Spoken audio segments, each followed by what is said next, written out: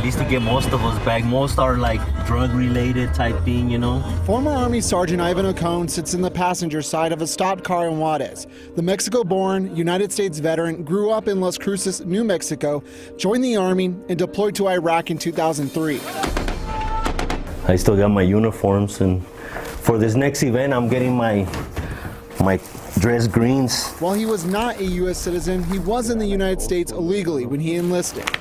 So I just got to put all my patches, all my ribbons and everything on there. But 2 years ago, the same federal government that deployed Ocon deported him because of a conviction in a kidnapping case. I was charged with not directly into, it was aiding and abetting to a kidnapping.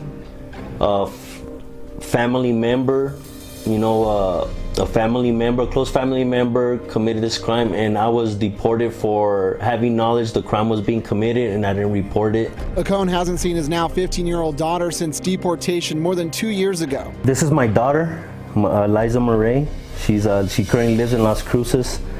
She was born like maybe a month or two after I came back from Operation Iraqi Freedom.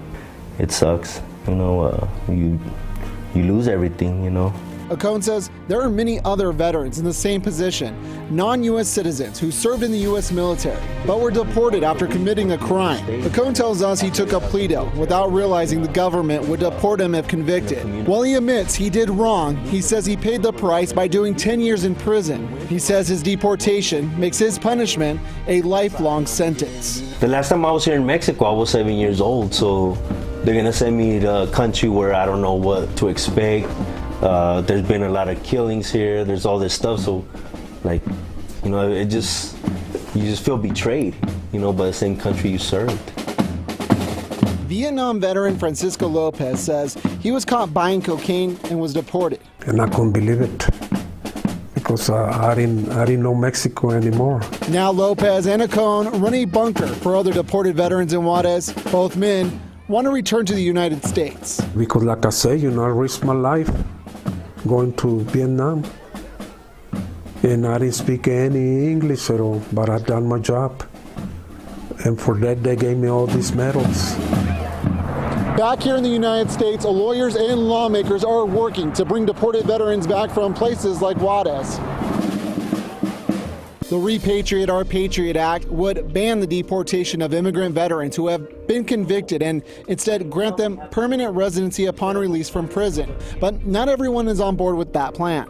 New Mexico Congresswomen Xochitl Torres Small and Deb Haaland say they support the bill. Congressman Ben Ray Lujan says he will only support a pathway to citizenship for veterans deported of a misdemeanor conviction, but not for veterans found guilty of a serious crime. While that conviction is still in their criminal record, then there's no possibility. Xavier Mendez is an immigration attorney, an Army veteran, helping deported veterans find a pathway to citizenship. Something can cause significant change in this that would allow vast majority or a significant number of deported veterans to come back. It'll be a change in legislation. As Ocon and Lopez wait on changes to federal law, Ocon knows his chances of making it back to the United States legally are slim. The only way back right now is in death, in a pine box.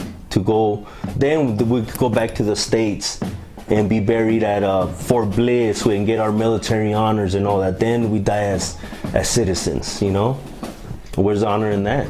Patrick Hayes, KOB4.